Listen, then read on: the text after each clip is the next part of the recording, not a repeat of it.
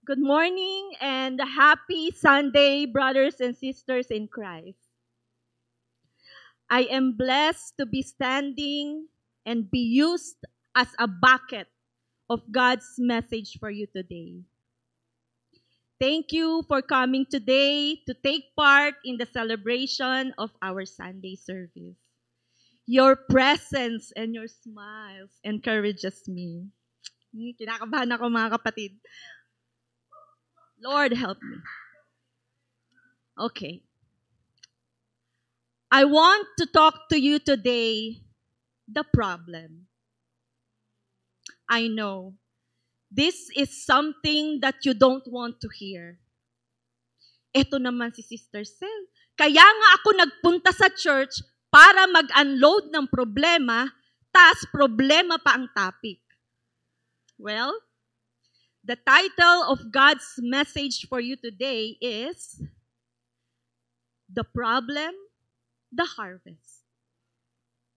Can I request everyone to please stand up as we surrender ourselves in the presence of God?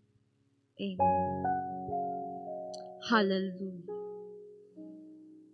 Hallelujah.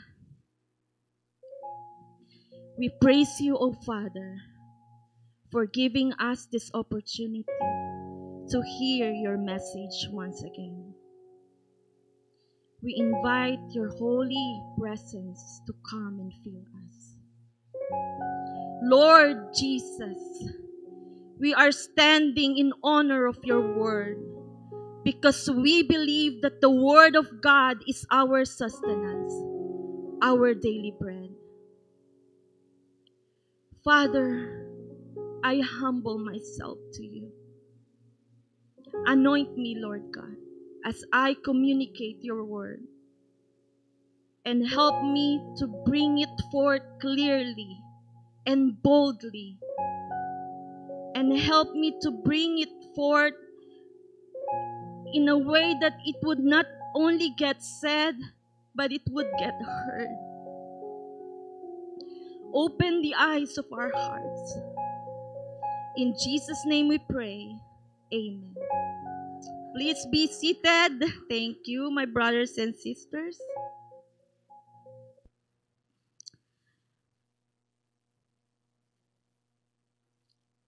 Our key verse can be found in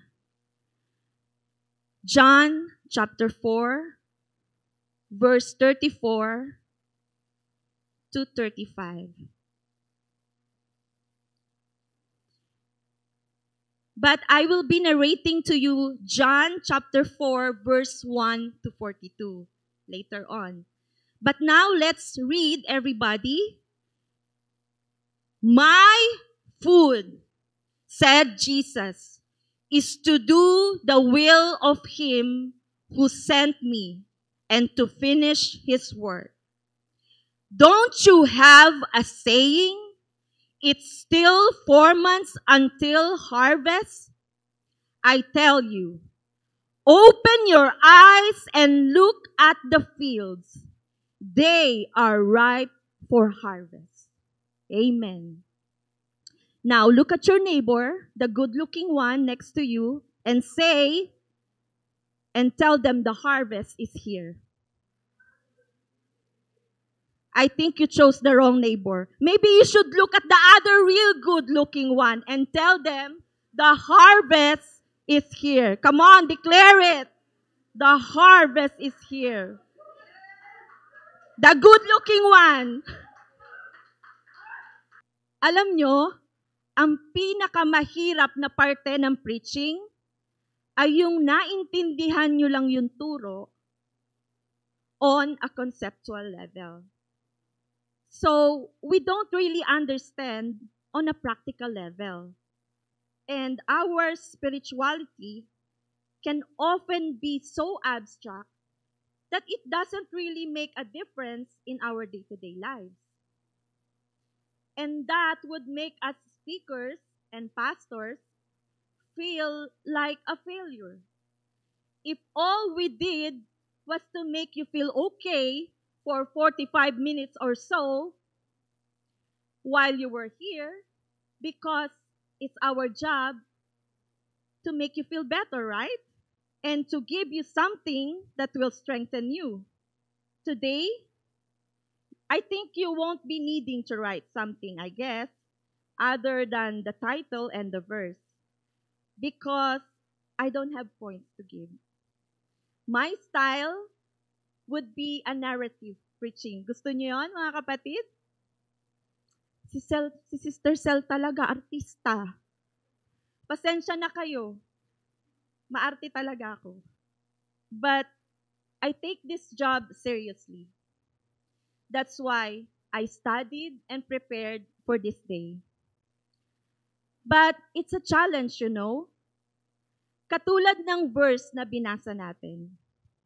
We read 2 verses, and verse 35 is the one I'm thinking about. Jesus is quoting a proverb, and it's a farming proverb. Hindi ito common na sinasabi natin sa pang-araw-araw, right? Every concept needs a context, right? Wala si Pastor Francis dito kasi sa kanya ko lagi naririnig yung word na context. I'll give you an example. Sabi mo, na-offend ka kay Sir Nino dahil binati ka niya ng ganito. Long time no see, sister. Buti nag-church ka. Si sister naman, nagalit. Nagalit agad. Kaya hindi na siya nag-church. Pero kung alam niya lang ang context ng bati sa kanya, hindi siya mo-offend, right? I'll give you another example. All people are created equal. Bakit si Sister Sonia maliit, tapos si Pastora Lea matangkad? 'Di ba? Sorry, Sister Sonia. Another example. The concept of a growing church. We like to grow in numbers, right? It sounds good. Pero, may room ba ang kids during Sunday school? Meron bang parking space ang mga sasakyan? Halos lahat tayo may mga sasakyan na. Another example. You know Joshua chapter 6? The walls of Jericho? What if I shout here at this wall? Shout! And the walls will fall. I think you either will be quiet or you will run for your life. Of course, you don't want this wall to fall. But there is something about the context of it that you don't want the wall to fall. But something about the context of it that there are things in your life that are keeping you from what God has promised you. And on the other side of the wall is the promise of God. Another one. People shout victory, but they don't want any battle. This is getting any better, right? How about the concept, you are more than a conqueror? Yeah? You are more than a conqueror, but you don't want any conflict. How are you going to be a conqueror if you don't want any conflict? What are you going to fight? Makikipagbuno ka sa unan mo? Kaya nga, Sister Sonia, favorite talaga kita. Leben lang. Huwag kang sasakay dun sa ganun, ha? Dun sa umiikot na yun.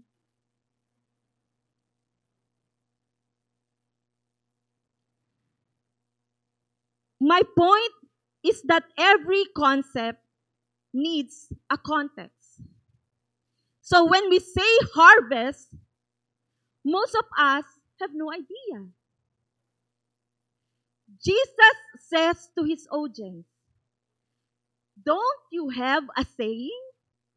It's still 4 months until harvest? Most of us don't walk around saying that, right? It's 4 months until harvest. Dahil wala namang farmer dito sa atin, right? And it's hard because this is an agricultural culture. Most of us don't have a familiarity with farming. Meron bang farmer dito sa church? O naging farmer? O dating farmer? Bago nakarating dito sa Canada. Meron ba? But not that many. So you get it, mga kapatid? That is hard for me to use an agricultural example in an app store world. Okay. How many of you grew up on the farm? Well, I do not mean you have cucumbers in your backyard like me. I have upo, I have ampalaya, I have sitaw, but I'm not a farmer. I mean, like really, you have real farm experience? Who among you, come on, again. Please raise your hand. Like real farm experience?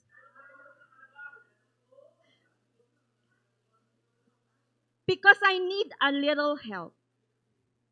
Because I'm reading this passage where Jesus said, you have a saying, 4 months until harvest? Because when I hear harvest, I get happy. Because that means God is about to do something in my life. So when I hear harvest, it's like the walls of Jericho falls down. It's like breakthrough. I work hard, I plowed, I sowed, I watered, I cried, I sweat, I waited, I was patient, I wasn't weary in well-doing, and now I am going to reap what I sow. So now, it's harvest time. It's time for me to sit back and enjoy the harvest. Because harvest is the time, right? And if you live on the farm, where you just sit back and you look at your fields, relax, inom-inom ng kape, right? Tama ba? Umiiling si Sir Manny. Sir Manny, no? No? You're a real farmer? Hasindero ata to si Sir Manny. Sir Manny, anong mga tanim mo? I think I will give him a microphone. Sugar cane, and corn. Palay yan. Pangmarami yan yung corn. So, kapag harvest time, Sir Manny, pwede nang mag-relax-relax? Pwede na bang matulog ng tanghali, yung magigising ka na ng late, mag-sleep in ka na? Oh wow, English.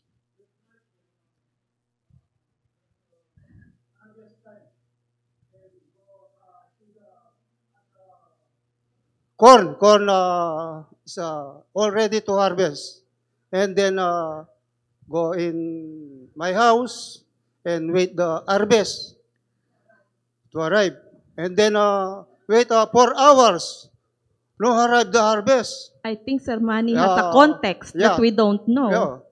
And then wait 8 hours. No arrive the harvest. And then I think the corn harvest is did not harvest the own self. And I think ang corn pala hindi niya Gustong mag-preach si Sir Manny. Sir Manny. hindi niya kayang harvest yan ng sarili niya. Wow. Kaya, naisip ko ang harvest time kailangan mong magpapagod. ikaw ang dapat gagawa sa harvest time para makauwi sa iyong... Amen. Amen. Palakpakan nga natin si Sir Manny. Narinig, did you hear what Sir Manny just said? Ang sabi niya, hindi naman aanihin ng mais yung sarili niya. The corn is not gonna pick itself. Can you say that to your neighbor? The corn is not gonna pick itself. The corn is not gonna pick itself. Oh God, God, you have a saying. The harvest is here.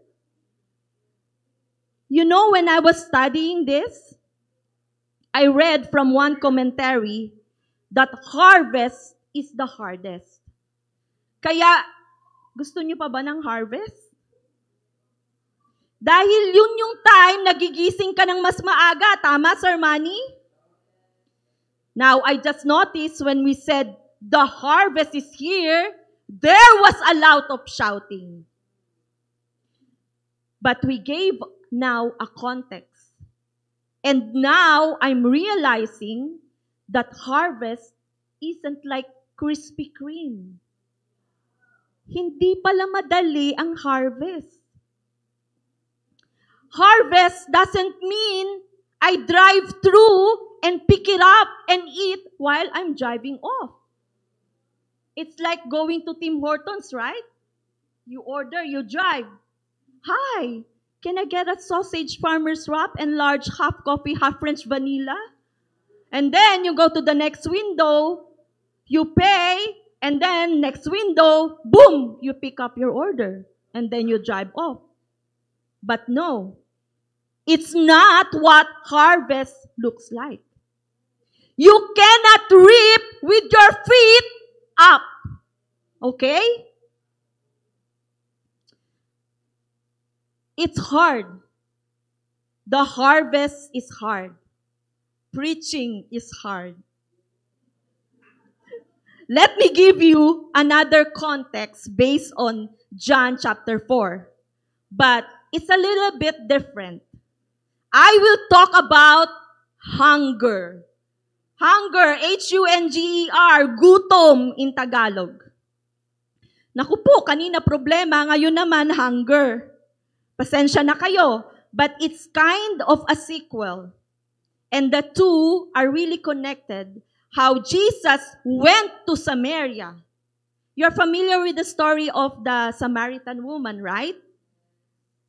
Where Jesus talks to this woman at the well.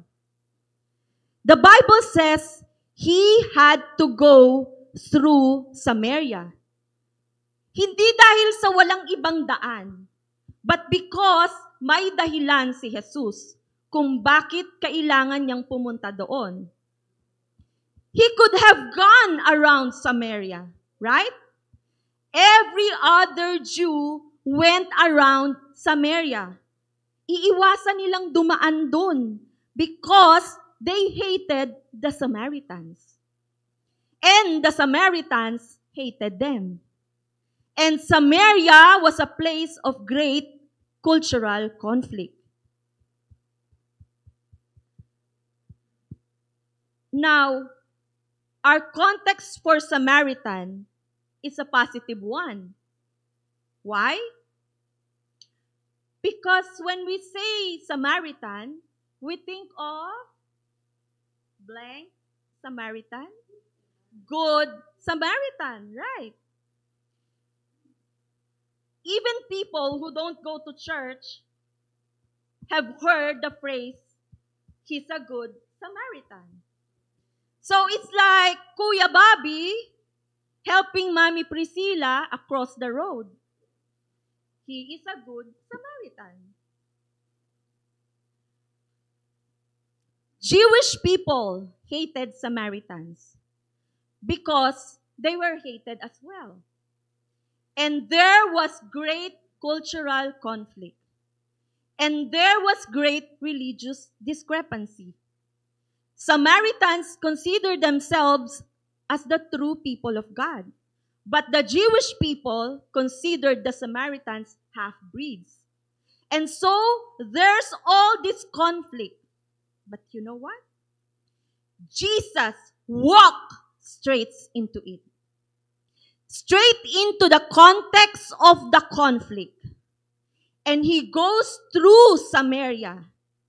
And his disciples are hungry. Because in verse 8, we can read, his disciples had gone into the town to buy food. So they went to buy McDonald's burger. Because you can't get a burger just anywhere else. You have to go to the town. Right? I'm just making it. Baka hanapin nyo yun sa Bible, ha? So they went to the town to buy food. And Jesus was left at the well.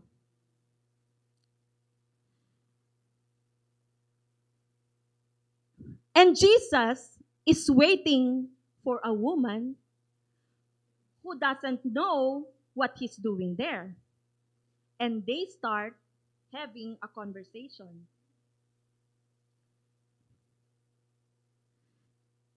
And as the woman comes, she wants to get some water. Because that's what she came out to do, right? By the way, this woman wasn't just any other woman. She was a thirsty woman. Because we can find out in the story that she had 5 husbands. Yeah? 5 husbands. Everybody please say, the problem. Yeah. Dahil kung ikaw ay mayroong 5 asawa, hindi lang yun bad decision. It's already a pattern.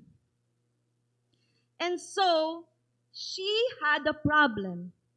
And her problem was that there's this man at the well na gustong makipag-usap sa kanya. And she wants to get some water. So, her problem is blocking her from receiving what she needs, which is the water. But actually, we learn that what she perceives to be her greatest problem is her greatest opportunity. Because rather living with some water, she is meeting the living water. Hallelujah! Can we give a clap offering for the Lord? Amen. And when she leaves, she will no longer need a husband to make her happy or fulfilled. Because she comes to the well to get water, and instead, Jesus is waiting, trying to put water inside of her. It's very deep.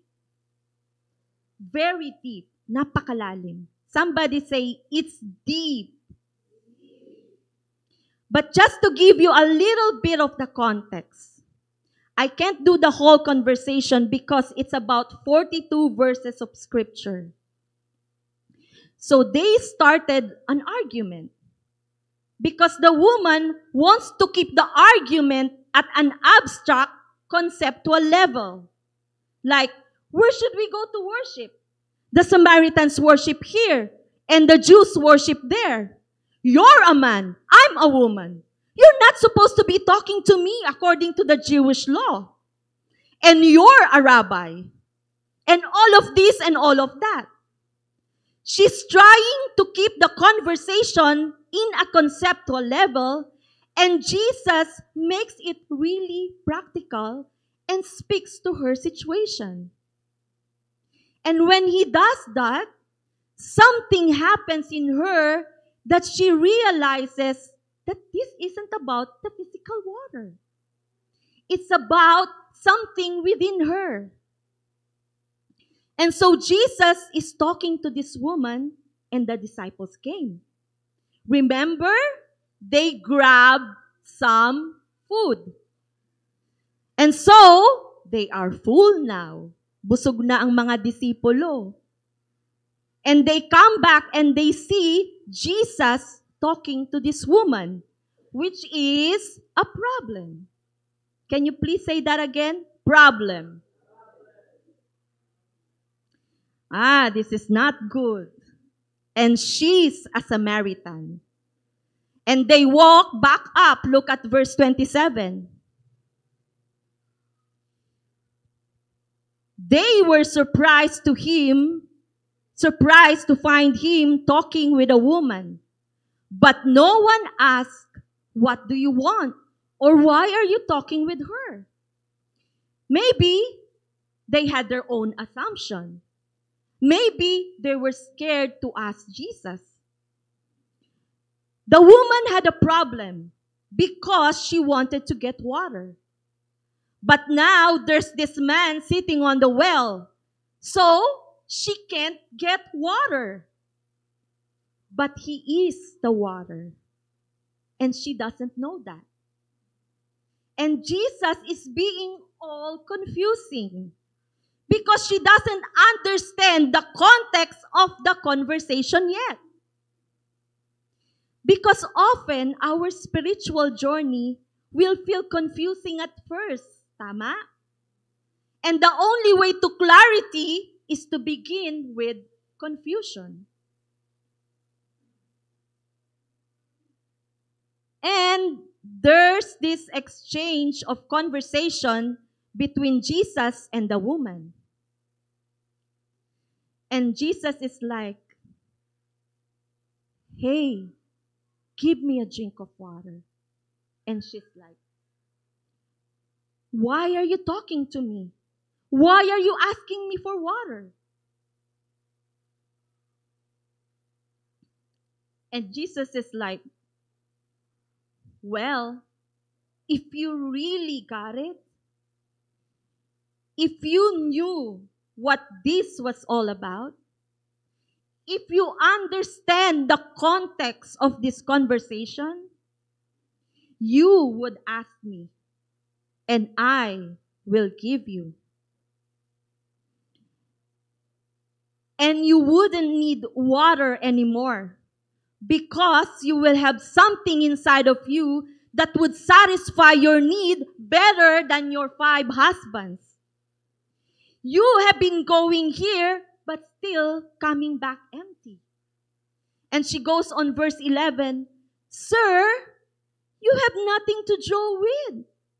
It's like, yeah, you need water, but you don't have a bucket. Where's your bucket?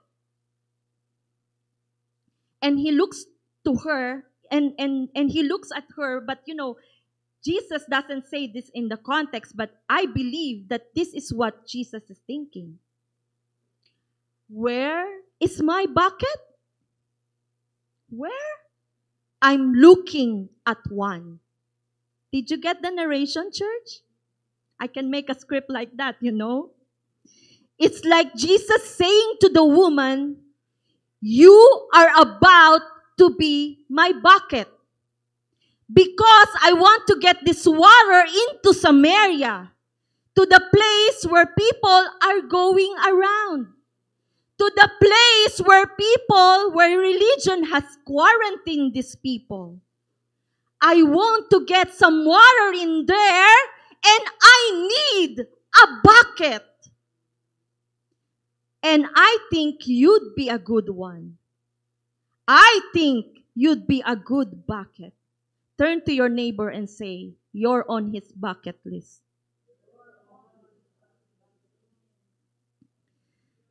And this woman, she's been through some bad stuff in her life. But sometimes the people who have been through a lot are the most who make the best buckets.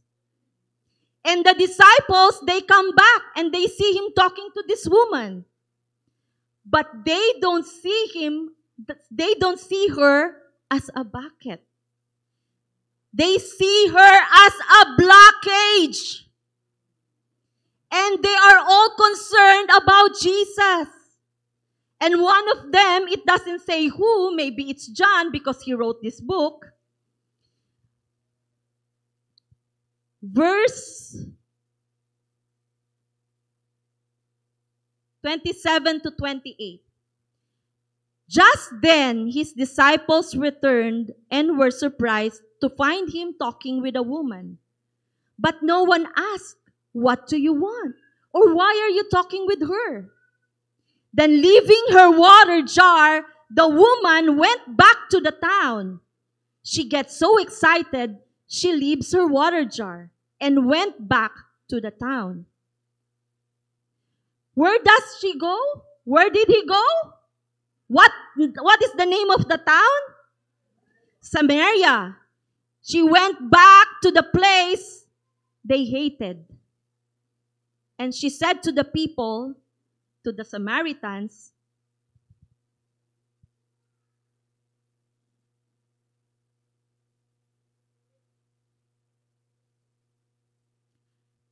John 4:29, "Come, see a man who told me everything I ever did."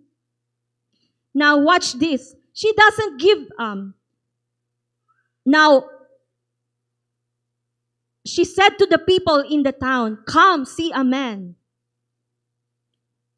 And you know, the people are like, I guess, because these people know her. "Yeah, I bet you did see a man.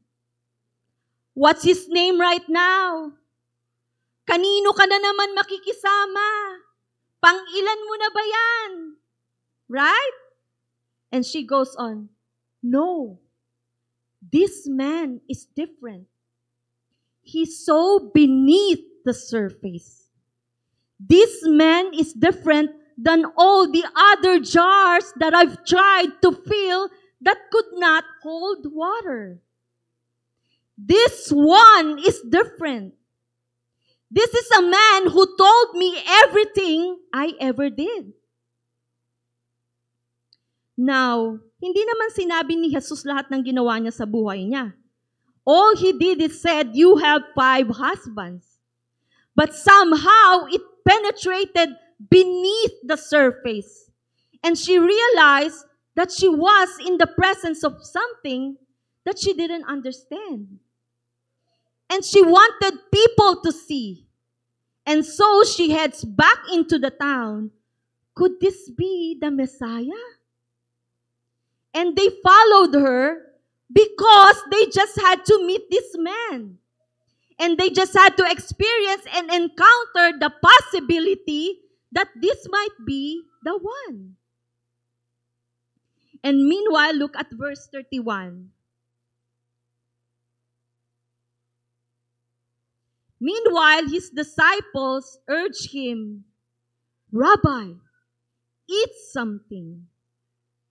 The disciples were trying to do what they thought needed to be done because they know that Jesus is hungry. It's like ganito gawa ako, Lexena, ha? "Jesus, we brought you a burger. Eat this burger." Wala yun sa Bible, ha? Hanapin niyo ulit. But I want you to watch verse 32.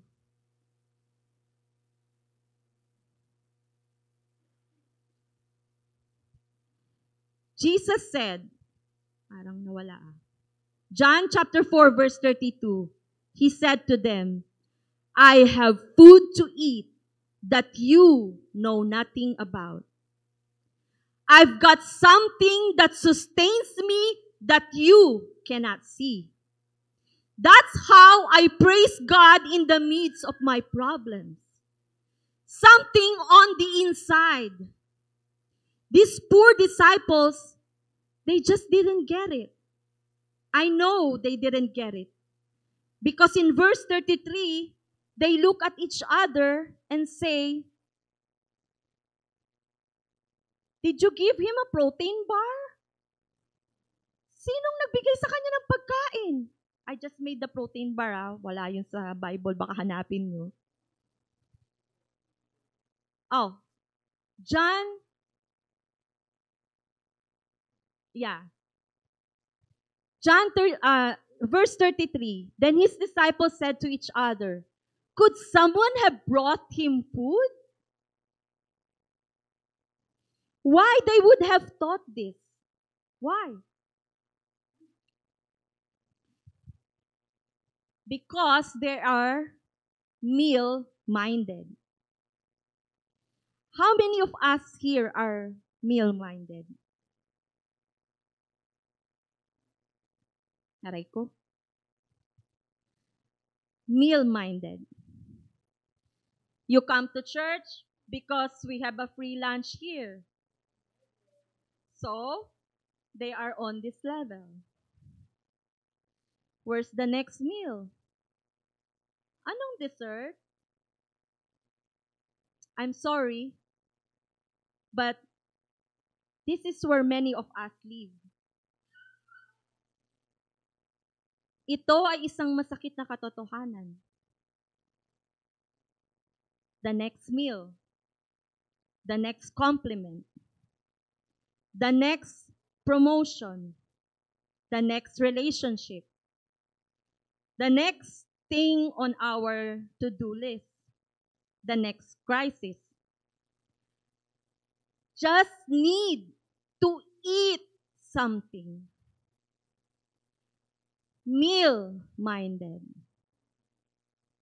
You complimented our pastors for his or her preaching.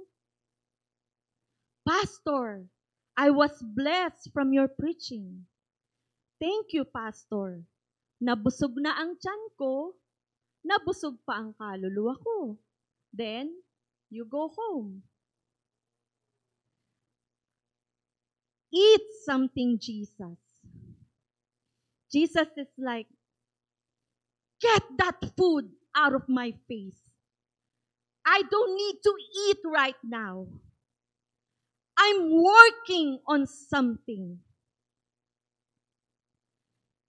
This is why some of your friends don't understand you right now.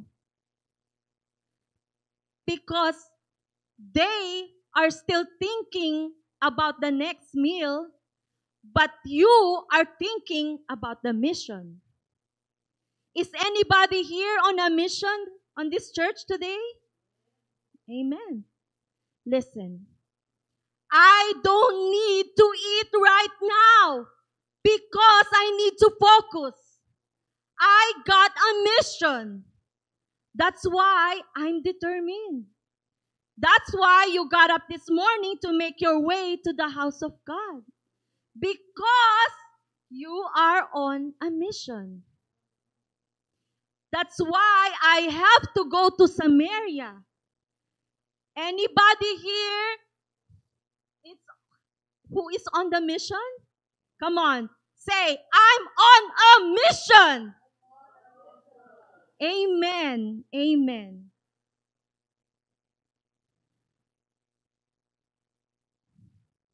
Merong mga 1/8 na nasa mission. The rest, I'm on a mission. That's why there's something that I cannot eat this season.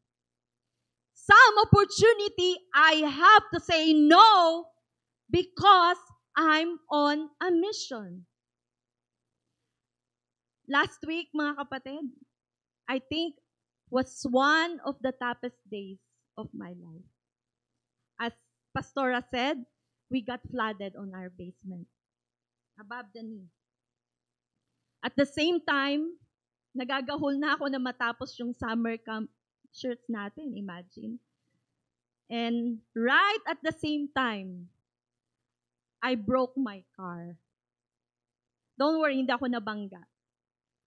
You know, I have this clamp that I put on my tire. It's anti-theft. So, I forgot to take it off. So, when I drove, I heard this crazy sound.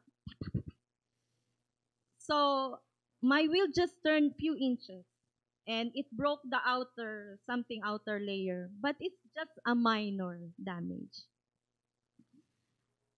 But you know what? I didn't cry for the flood. I cried for my Lexus. I cried more from my Lexus than the flood. And then I have to finish my preaching.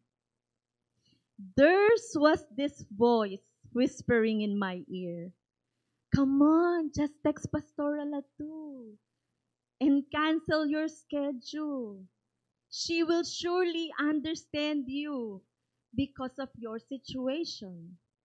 Ang galing talaga ni Taning, right? Ang galing tumiming. But you know what? I said, nope, sorry Taning. A little water, a little damage will not stop me. Because I'm on a mission. That's why I go to Samaria, because it's harvest time. It's harvest time. But it's not gonna pick itself. Youth, I cannot hang with you, my friends, this time because I'm on a mission. That's why I go to Samaria, because it's harvest time. It's not gonna pick itself. You have to rip it before it rots. Some of you keep waiting for the blessing of God, and He gave it to you, but it's rotting because you are not ripping. Come on, it's ripping time. The harvest is here. The disciples were thinking about the happy meal. Jesus is thinking about the harvest. I've wasted so many days with a meal on my mind, convenience on my mind, and my need for convenience has kept me from seeing my calling. And our need for comfort has kept us away from our calling. And our need for preference has kept us from our purpose, because we are meal-minded. Some people came to church today to eat, and that's wonderful. We have food providers. God will feed you. And our pastors, they come here to speak the word of God. We'll try to feed you and make sure it has some flavor and seasoning. But how long are we gonna come here to just eat?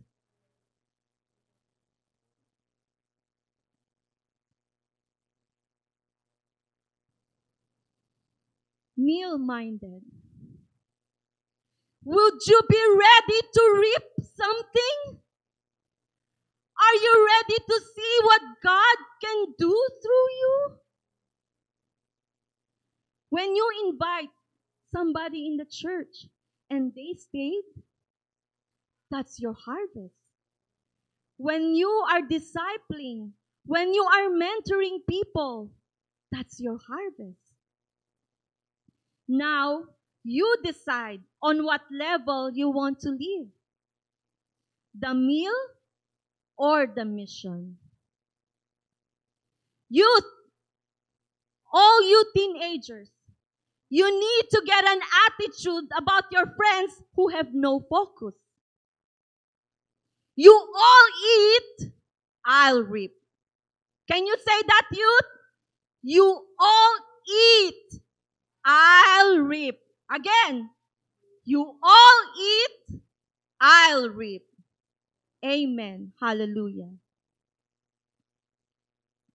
Now let's go back. Let's go back to our verse, John 4:35. I'm not done yet.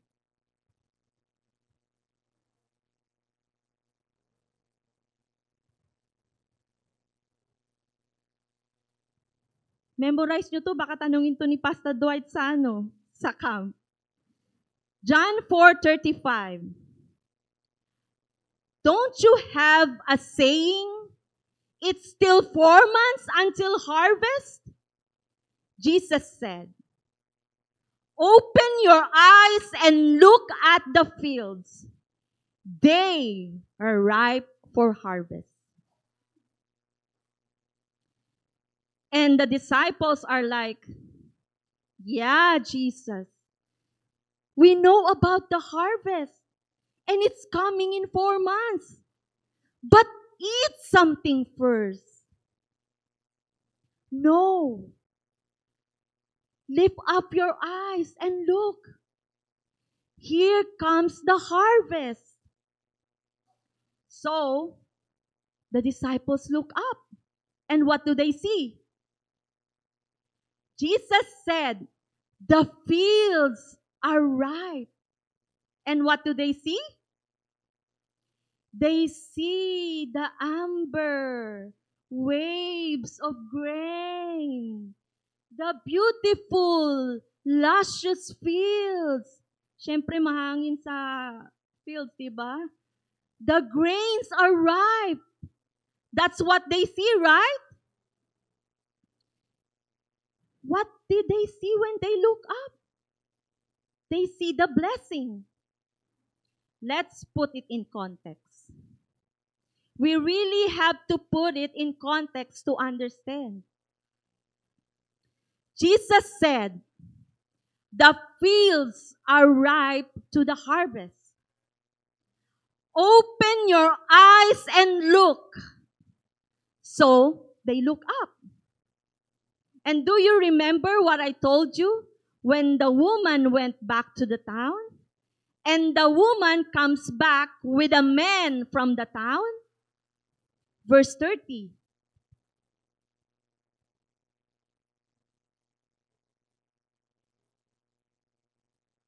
They came out of the town and made their way toward him. So when they looked up, when Jesus said, here comes the harvest, what did they see? Come on. What did they see? Whom did they see? Samaritans. Yes, Samaritans. Now, if I gonna make a script, I'll do it like this. So, the disciples look at Jesus and say, this is great, Jesus. We want to hear more about the harvest. But these Samaritans are coming. And they are problems. And so Jesus said, lift your eyes and look. Here comes the harvest. The disciples are like, Mali! Yeah! Let's deal with the Samaritans and send them away so we can get to this harvest you are talking about, Jesus. And Jesus said, you're still missing it. Lift your eyes and look. Here comes the harvest. Here comes the Samaritans. There's your harvest. Hallelujah. And the disciples realized what they have been calling a problem, God calls a harvest. Amen. Hallelujah. Can we give a clap offering for the Lord?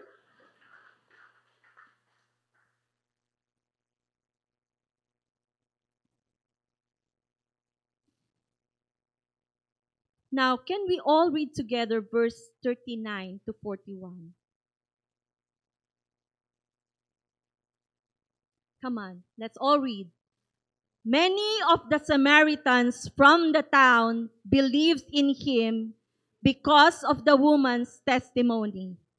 He told me everything I ever did.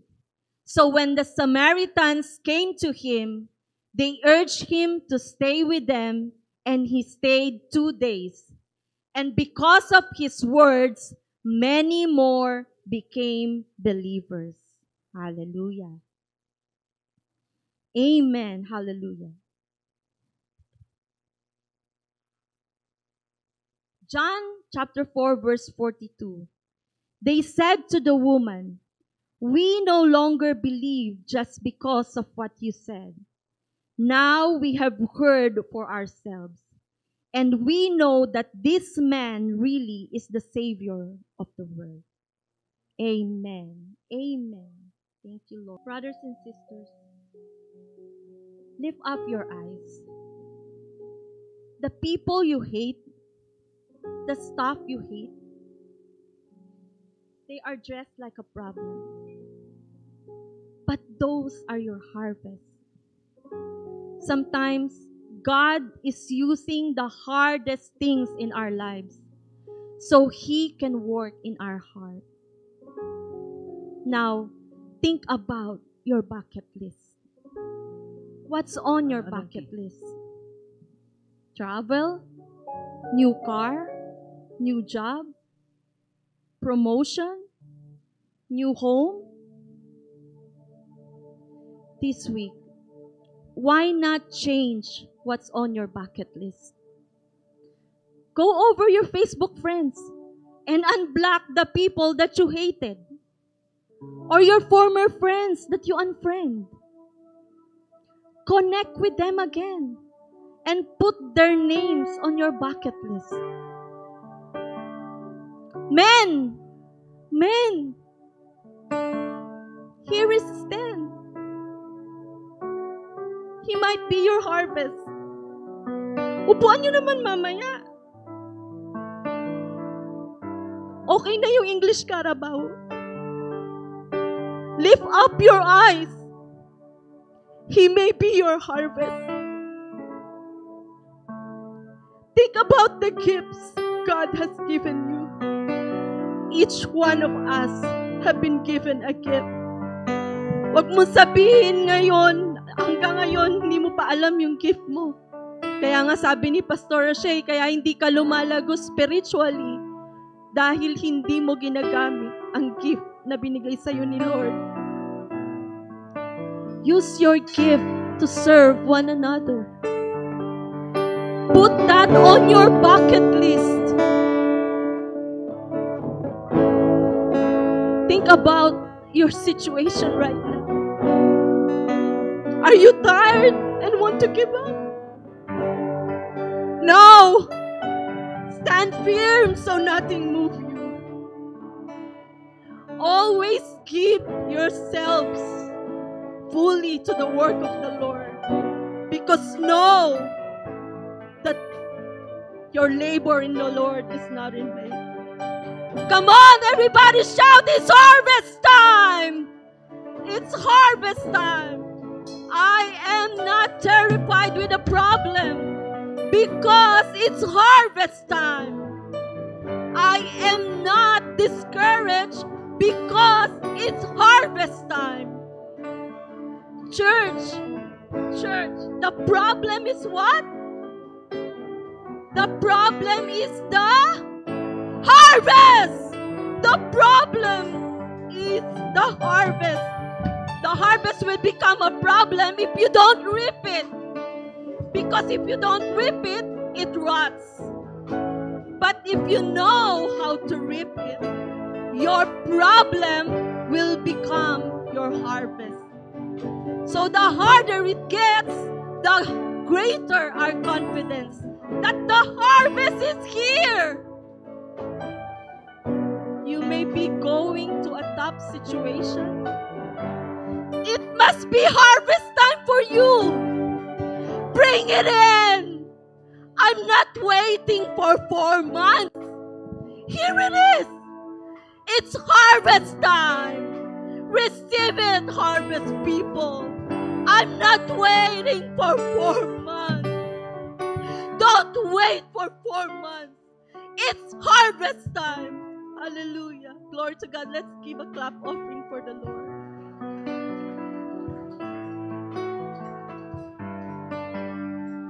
Give myself away.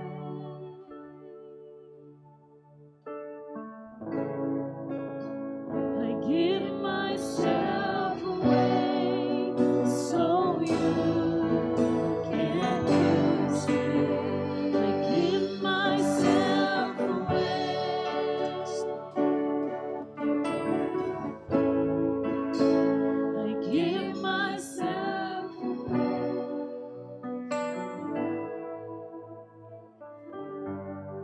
Before we stand and worship the Lord, or why don't we all stand in our feet right now? I just want to re-emphasize the message of the Lord today. Who among you right now have problems? Meron bang walang problema dito ngayon?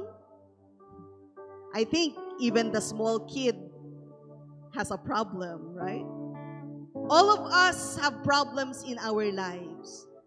But the message of the Lord today is that, did you know that out of that problem could be your harvest? The message of the Lord is that if you think that there is a mistake that happens in your life right now, parang may maling nangyayari sa buhay ko ngayon the promise of the Lord with His word is that He can turn that mistake into a miracle in your life. Amen. If you think that there is a storm that you are going through in your life right now, God, ang hirap naman nitong bagyong pinagdaraanan ko ngayon. But what God is saying is that, you know what? Through that storm that you are going through right now, I am going to bring you through the waves in a better situation. Amen. Hallelujah. Out of that problem, God will pour out the harvest in your life. So don't feel downcast. Huwag kang malungkot. Don't feel sorrowful.